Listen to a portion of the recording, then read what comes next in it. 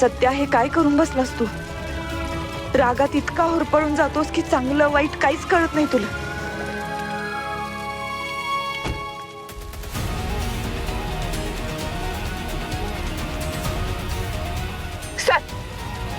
मंजू, हा काय प्रकार आहे?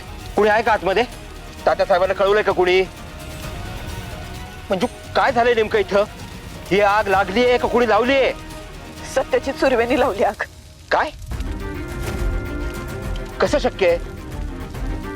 मंजू, सत्यजित राव असं काही करणं शक्य नाहीये. हे बघ, काहीतरी गैरसमज झालाय तुझा. सर, मी माझ्या डोळ्यांनी बघितलंय. मंजू, पण हे नाही शक्य. सत्यजित राव असं करणं शक्य नाही. बरं, तू स्वतःच्या डोळ्याने पाहिलंस ना? कुठेच सत्यजित राव? पळून गेला. मंजू, काही काय बोलतेस? हे असं काही करून सत्यजितराव पळून जातील हे मला तरी शक्य वाटत नाही. तुझा तरी विश्वास बसतोय का याच्यावरती? सर, माझा पण विश्वास बसत नव्हता.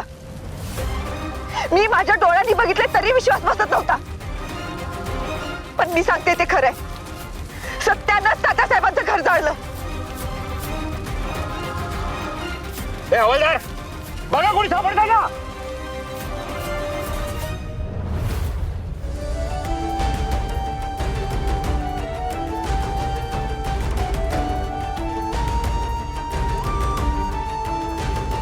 Malini madam, Malini madam, Malini madam, उठा उठा. Malini madam, Malini madam.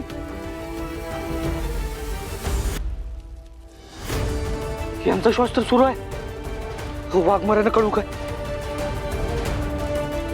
नाही, नको. त्यांचा लय मोठा गैरसमज झालाय माझ्या बाबतीत. तो दूर करण्यापेक्षा आता यांचा जीव वाचवणं जास्त महत्वाचं आहे.